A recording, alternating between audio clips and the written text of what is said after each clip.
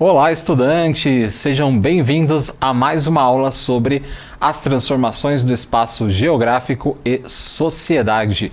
Eu sou o professor Kleber e hoje eu estarei com a Kátia aqui na Libras, que vai me ajudar. Tudo bem? Vamos lá para a nossa tela, pessoal, que temos muitas informações na aula de hoje. Eu espero que vocês tenham aproveitado bastante aí o feriadão e também essa semaninha que vocês ficaram em casa, porque agora é hora de atividades. Vamos lá. Então, as transformações do espaço geográfico e sociedade, a gente está na atividade 2 e nós estamos no desenvolvimento 1. As outras duas aulas anteriores foram aulas de introdução, quando a gente falou sobre os tipos de paisagem e a sua dinâmica com a sociedade. A gente falou isso na aula 1 e na aula 2. E no finalzinho lá da aula 2, eu passei as atividades, que a gente vai desenvolver ao longo aí do nosso desenvolvimento 1, 2, 3 e 4 e depois da nossa sistematização 1 e 2, beleza? Lembrando que os exercícios, eles são opcionais para o professor, aqui é só um exemplo, então o professor ele pode adaptar o conteúdo para a realidade aí da escola em que ele está trabalhando, beleza? Então vamos lá para a nossa telinha para a gente ver as nossas habilidades, vamos dar uma olhada aí? Nós temos a nossa primeira habilidade, que é investigar e analisar situações-problema envolvendo temas e processos de natureza histórica, social, econômica, filosófica, política ou cultural em âmbito local, regional, nacional ou global, considerando dados e informações disponíveis em diferentes mídias. E depois nós temos a nossa habilidade de formação geral básica, que é identificar e contextualizar, identificar, contextualizar e criticar tipologias evolutivas, populações nômades e sedentárias, entre outras, e oposições dicotômicas, cidade-campo, cultura-natureza, civilizados bárbaros, razão e emoção, material virtual e etc., explicitando aí as suas ambiguidades. E quais são os nossos objetos de conhecimento?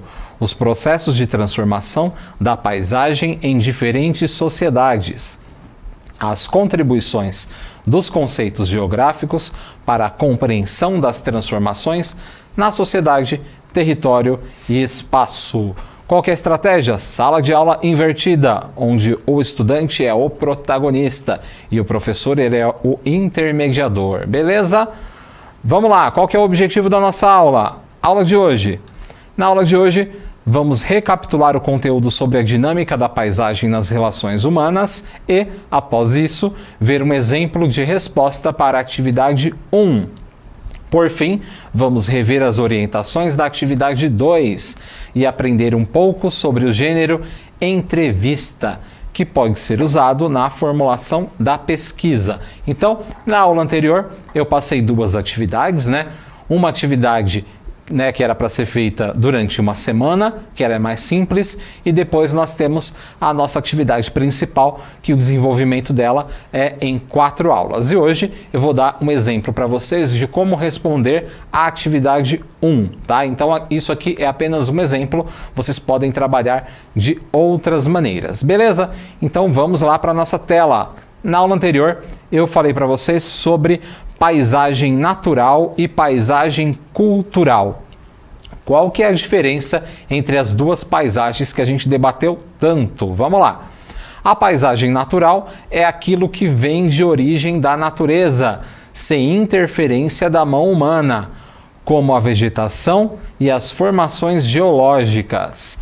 E a paisagem cultural é aquela que sofreu transformações em resultado da intervenção humana. São exemplos de ambiente construído, as obras de arquitetura e de paisagismo. Então, paisagem natural, a natureza intocada pelos seres humanos. E a paisagem cultural é a paisagem onde os seres humanos a transformaram, a modificaram, tá?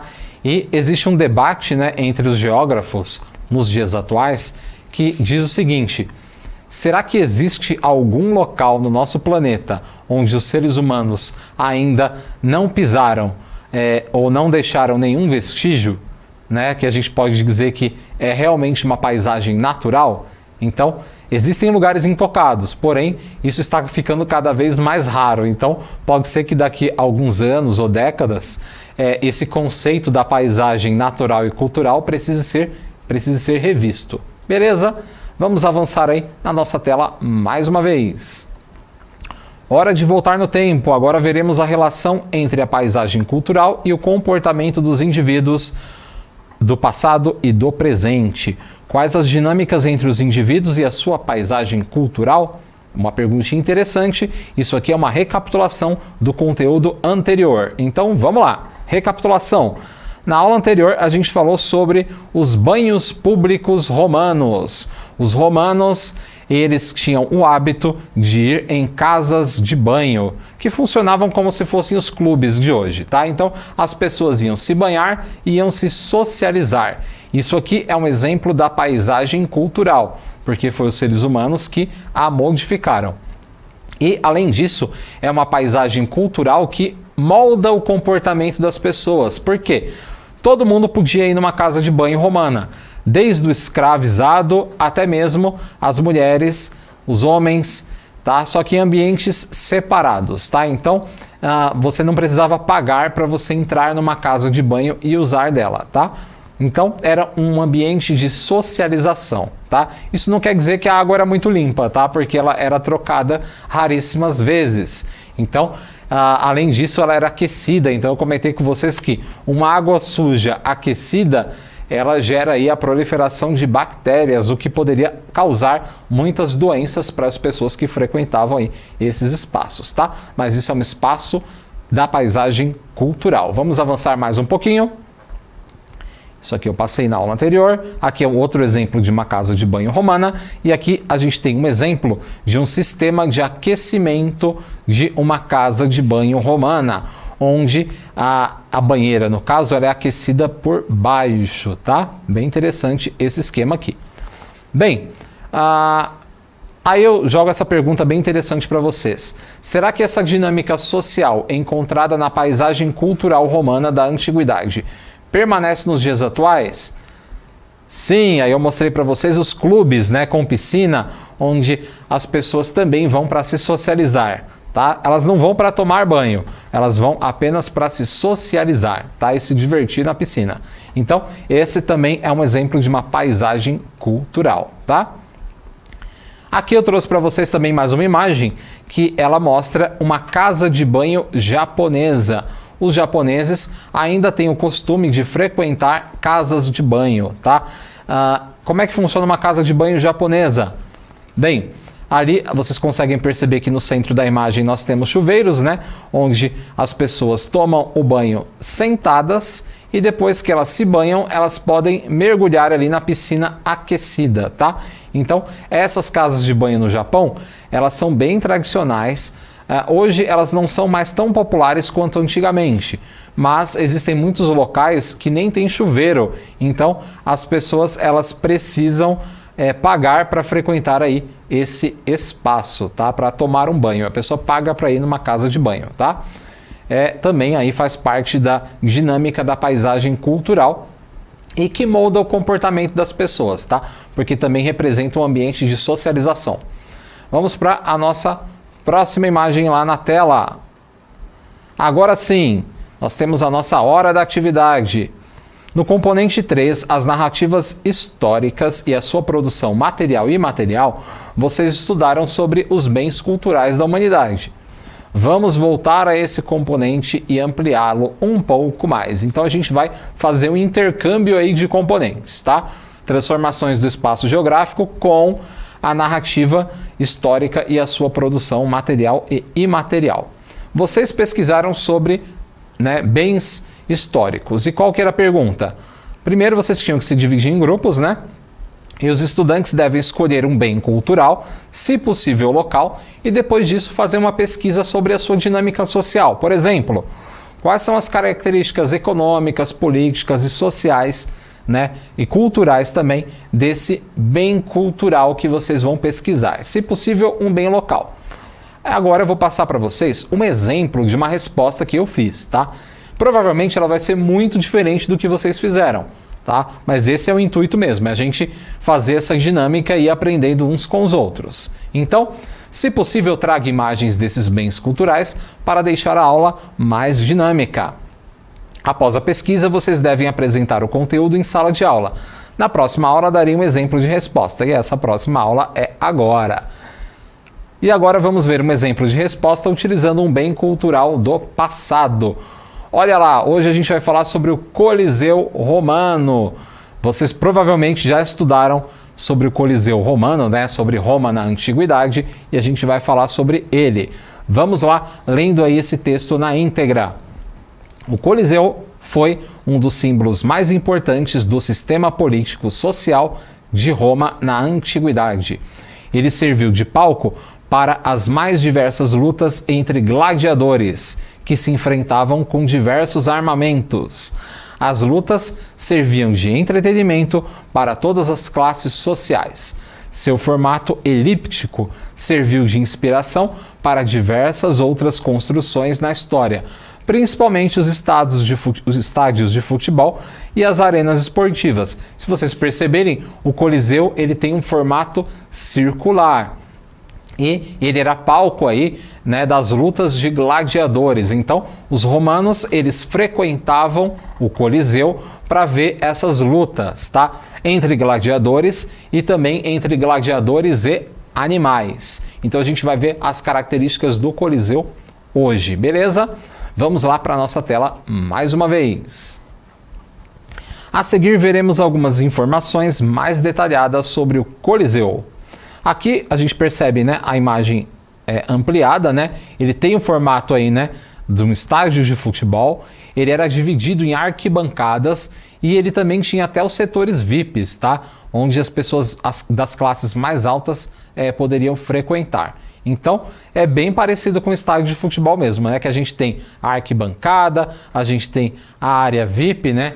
Onde ficam as pessoas de classes mais altas, e lá no centro ocorre, no caso, as partidas de futebol, os shows, enfim. Só que aí nessa época eram as lutas dos gladiadores. Vamos lá! Quais são as características do Coliseu? Vamos ver aqui na nossa tela. A obra foi iniciada no ano de 72 d.C., por ordem do imperador Flávio Vespasiano. Então já temos aí a data de origem dele, né?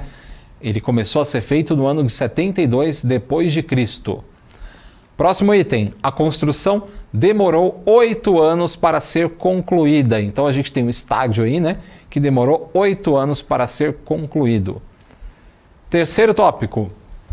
Quando a obra foi concluída, Tito, o filho do imperador Flávio Vespasiano, já estava no poder, porque o pai dele acabou falecendo. Então Flávio Vespasiano não viu o Coliseu que ele mandou fazer ficar pronto. Então o filho dele, né, que já estava no poder, né, que era o Tito, ele fez uma homenagem ao pai e nomeou o Coliseu, né, de Anfiteatro Flaviano. Anfiteatro Flaviano.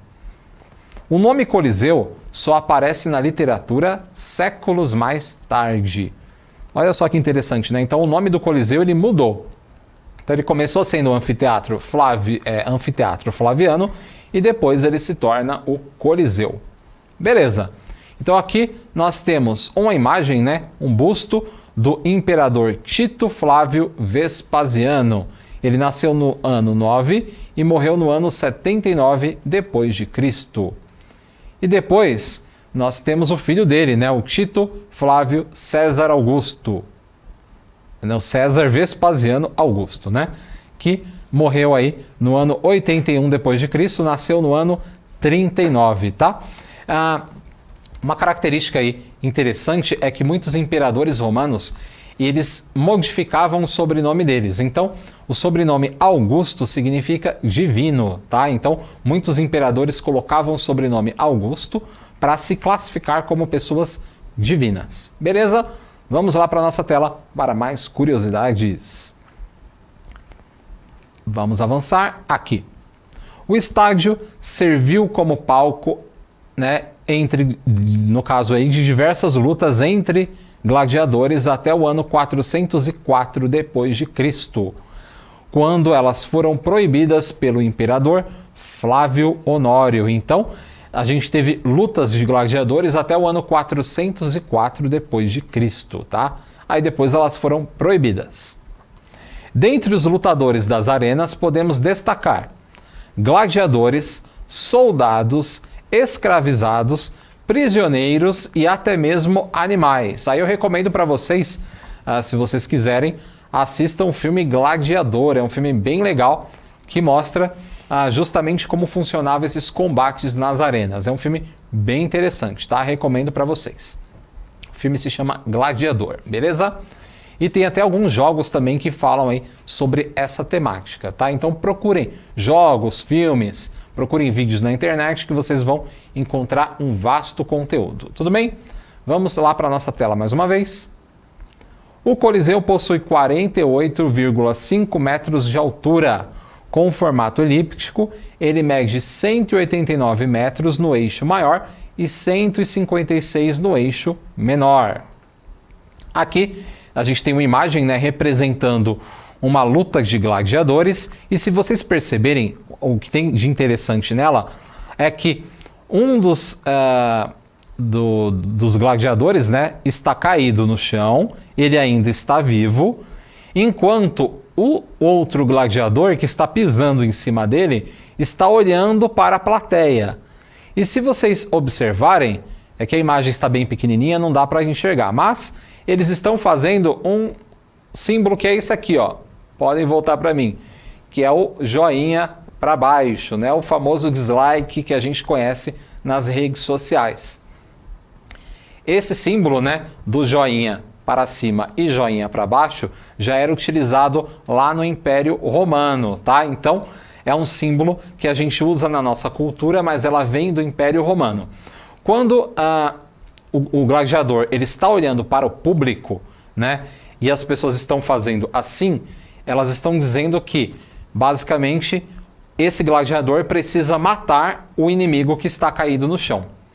E quando o gladiador ele olha lá para os líderes, né, para os imperadores que estão vendo, né, a partida, né, a disputa, e a pessoa faz o símbolozinho para cima, significa que ele deve ter clemência e deve poupar a vida do seu inimigo.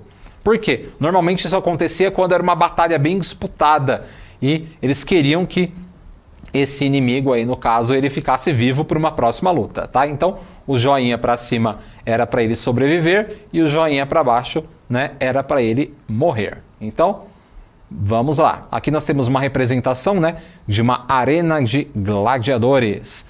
Aí eu mostrei para vocês, olha lá, o símbolo de like e dislike, né, que a gente usa tanto nos dias atuais, ele já era usado aí no Império Romano. Olha só que interessante, para a gente ver como a nossa cultura ela é influenciada pelo passado, tá? Então, nós temos aí, eu deixei para vocês, né, a curiosidade sobre o joinha, tá? E vamos avançar um pouquinho aqui na nossa tela. Mais uma vez. Nós não sabemos quem foi o arquiteto que projetou o Coliseu, tá? Não sabemos quem projetou ele. Porém, o centro da arena era retrátil e de madeira coberta com areia na parte de baixo. Coberto com areia. Aí na parte de baixo ficavam os gladiadores e os animais usados nos combates. O Coliseu tinha diversas entradas separadas por classes sociais. Os nobres ficavam nos camarotes e tinham uma vista privilegiada. Os mais pobres ficavam na arquibancada e a entrada era gratuita. Então as pessoas se dividiam por classes, mas a entrada era gratuita. Interessante, né? Vamos lá para a gente fechar esse conteúdo. No centro da imagem, onde ficava na parte circular ali do centro, é onde ficavam os gladiadores e os animais. Aí a parte de cima era coberta com madeira e também com areia, tá? Então, esses gladiadores, eles subiam, né, por uma rampa e lutavam ali na parte central. Mas antes de lutar, todos eles ficavam na parte de baixo. E aqui a gente tem uma vista, né, de uma fotografia da arena aí de gladiadores nos dias atuais, né? A gente só tem as ruínas, né, do Coliseu. Beleza? E aqui a gente tem algumas pessoinhas que estão olhando aí o centro da arquibancada. Vamos avançar para a gente ir fechando o nosso conteúdo. Os animais utilizados nos espetáculos eram trazidos das colônias da África. Ele sofreu com o desgaste do tempo, saques e até mesmo com terremotos, que abalaram e derrubaram parte de suas estruturas. Por isso que hoje a gente tem só as ruínas. O Coliseu está localizado no centro da cidade de Roma, na Itália. Ele recebe cerca de 8 milhões de turistas por ano. E vamos lá para a nossa atividade 2. Então essa é a atividade 1. Falei para você sobre o Coliseu e agora eu vou dar as orientações para a atividade 2 e uma dica, né, que vocês podem utilizar para poder respondê-la. Então a atividade 1, eu não falei de um bem local, eu falei de um patrimônio, né, mundial. Mas vocês podem falar dos bens locais aí ao redor de vocês, beleza? Então eu passei essas curiosidades, espero que vocês consigam também fazer isso, tirar o máximo de informações possíveis dos bens locais que vocês vão pesquisar. Vamos lá para a nossa atividade 2. Os estudantes, eles devem se dividir em grupos para realizar uma pesquisa que consiste em fazer um levantamento das mudanças ocorridas em seus espaços de vivência, escola, casa, comunidade, ao longo dos anos. Você pode usar como exemplo as mudanças ocorridas durante a pandemia de Covid-19 e relatar as transformações que ela causou nesses espaços de vivência. Uma dica valiosa é você utilizar o método científico que eu expliquei lá na atividade 1. E que perguntas a gente vai fazer para a gente entrar aí de cabeça na nossa pesquisa? Vamos lá! Qual que é o espaço de vivência que vocês vão pesquisar? Vocês têm um espaço de vivência. Que local que vocês vão pesquisar? Qual é o contexto histórico e geográfico do espaço escolhido? Onde ele se localiza? Qual é a sua origem? Depois, como esse espaço se modificou, né? E foi se modificando ao longo dos anos? Que transformações ocorreram nele? Então, se você está pesquisando sobre a sua escola, qual que é a origem da escola? Quando ela foi fundada? Quais são as transformações que ocorreram ao longo do tempo? Quais são as transformações que ocorreram durante a pandemia de Covid-19 lá na escola que vocês estudam? Então é uma dica aí para a pesquisa de vocês, tá? Vamos para a nossa próxima pergunta. Na tela. Aqui. Você pode, né, responder aí essa atividade realizando entrevistas com moradores ou pessoas que frequentam esse espaço de vivência. Você pode comparar fotografias do passado e do presente. Se eu for falar sobre a rua onde eu moro, eu tenho fotografias dela lá da época em que eu era criança. E eu tenho fotografias dos dias atuais. E ocorreram muitas mudanças. Eu posso comparar as fotografias. Comparando desenhos de mapas e imagens de satélite. Vocês podem utilizar o Google Earth, né? Onde a gente consegue ver as imagens de satélite, né, das principais cidades aí do planeta, né? Acho que praticamente o planeta inteiro já foi mapeado. Então vocês conseguem ver mapas, pesquisar, né, mapas antigos e comparar com mapas mais atuais para ver as mudanças. Você pode também utilizar alguns dos recursos que a gente utilizou, né, que a gente trabalhou na atividade 1. Por exemplo, o método científico, o mapa mental, podcast, entre outros. Vamos para as nossas dicas para a gente fechar o nosso conteúdo. Agora eu vou falar um pouquinho para a gente fechar sobre entrevistas, tá? Então, como fazer uma boa entrevista? Se eu vou falar sobre as transformações lá da minha escola, do meu bairro, né, da minha família, e eu vou entrevistar uma pessoa, como é que eu faço isso da melhor maneira possível? Então, vou jogar na tela algumas dicas importantes e valiosas para esse conteúdo, tá? E eu vou fazer uma entrevista que vai aparecer lá na nossa sistematização, tá? Ou no nosso desenvolvimento 4. Mas vamos lá para as nossas dicas. Como fazer uma entrevista? Faça um planejamento escolhendo, em primeiro lugar, qual espaço de vivência vocês vão utilizar na atividade. Beleza, eu escolhi meu espaço de vivência. Recolha informações sobre o espaço de vivência e anote os tópicos mais importantes. Sua origem, curiosidades, contexto histórico e geográfico, etc. Depois, vocês vão escolher o entrevistado ou os entrevistados. E lembre-se de pedir autorização, tá? Então, se eu for falar com o diretor da minha escola, se eu for falar com um vizinho, um amigo meu, uma pessoa mais antiga lá no bairro onde eu moro, eu preciso pedir autorização. Você não sai entrevistando a pessoa do nada, né, sem autorização. Elas podem ficar bravas. Então, peça sempre autorização. Não só da pessoa, mas também avise os seus responsáveis e avise também os profissionais da escola que você vai fazer uma entrevista, tá? Vamos para a nossa próxima dica. Prepare o roteiro, separe os tópicos aí que serão abordados. O que você vai falar na entrevista? Tem que separar. Faz o seu roteirinho. Essa aula, por exemplo, ela foi preparada com antecedência. Então, sempre é necessário preparar o conteúdo com antecedência. Próximo item. Escreva um questionário que será trabalhado com o entrevistado ou os entrevistados. Você pode enviar as perguntas com antecedência para agilizar o processo. Então é bem tranquilo, você manda as perguntas antes, né? Você preparou elas, manda para a pessoa, ela vai se preparar para responder e quando você for gravar ou escrever, né, vai ser muito mais tranquilo, tá? Então, vamos para a nossa próxima dica. Escolha o tipo de plataforma em que a entrevista será feita. Vai ser em vídeo? Vai ser em áudio, como um podcast, por exemplo? Ela vai ser escrita? Então, escolha a plataforma, tá? Próximo item. E durante a entrevista, como é que eu devo me portar, professor? Você vai se apresentar de maneira educada e falar sobre o objetivo da sua entrevista. Então, seja educado. Formule as perguntas de modo claro e objetivo. Já vai com as perguntas ensaiadas para você não se atrapalhar. Próximo item. Se for usar recursos tecnológicos, verifique se esses estão funcionando adequadamente antes da entrevista. Então, pode voltar para mim? Essa é uma das principais dicas, tá, pessoal? Por quê? Por exemplo, eu estou aqui gravando essa aula com vocês. Nós temos vários recursos tecnológicos que estão sendo utilizados para essa aula. Então, a gente precisa ter certeza de que eles estão funcionando para essa gravação acontecer. Então, imagina que você vai preparar uma entrevista gravada. Aí, você está com o seu entrevistado aqui junto com você e você vai fazer essa entrevista com o celular. Aí você descobre que o seu celular está sem bateria, você esqueceu de recarregar. E agora?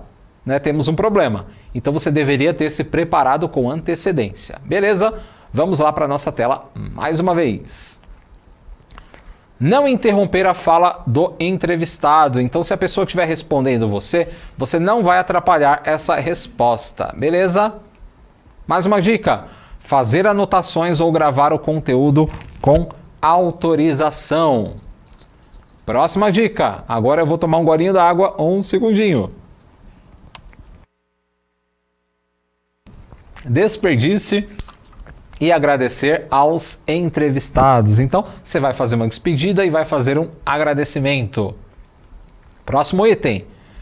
Separar e editar o conteúdo. Se a entrevista for em formato de vídeo ou áudio, você pode utilizar aí, né, usar alguma plataforma ou aplicativo gratuito de edição. Tem um monte de aplicativos que vocês podem utilizar para fazer aí uma edição se esse vídeo for filmado ou você gravar apenas o áudio, tá? Então, pode procurar na internet que vocês vão encontrar vários aplicativos e várias formas de editar o conteúdo. Vamos aí fechar o nosso conteúdo indo lá para a nossa preparação de entrevista, né? Você vai preparar a apresentação e acabamos o nosso conteúdo com a nossa reflexão. Então, hoje a gente falou sobre o Coliseu, falamos sobre o gênero entrevista e eu jogo aquela perguntinha para a gente fechar. Quais as rupturas e permanências vocês conseguiram perceber ao estudar o conteúdo sobre o Coliseu Romano? Para vocês, quais são os principais tópicos que não podem faltar ao prepararmos uma entrevista? Então, duas perguntinhas, né? O que vocês perceberam do Coliseu Romano? O que ele trouxe para os dias atuais? E quais são os principais tópicos aí que você percebeu que não devem faltar aí numa entrevista? Bem, essa aula foi bem cheia de informações, né? Foi uma aula muito rica. Eu espero que vocês tenham gostado e nos vemos na nossa próxima aula com mais uma resolução de atividade. Beleza? Eu espero que vocês tenham gostado. Não deixem de avaliar o nosso conteúdo e eu já deixo para vocês o meu abraço. Se cuidem e até a próxima, pessoal. Tchau, tchau!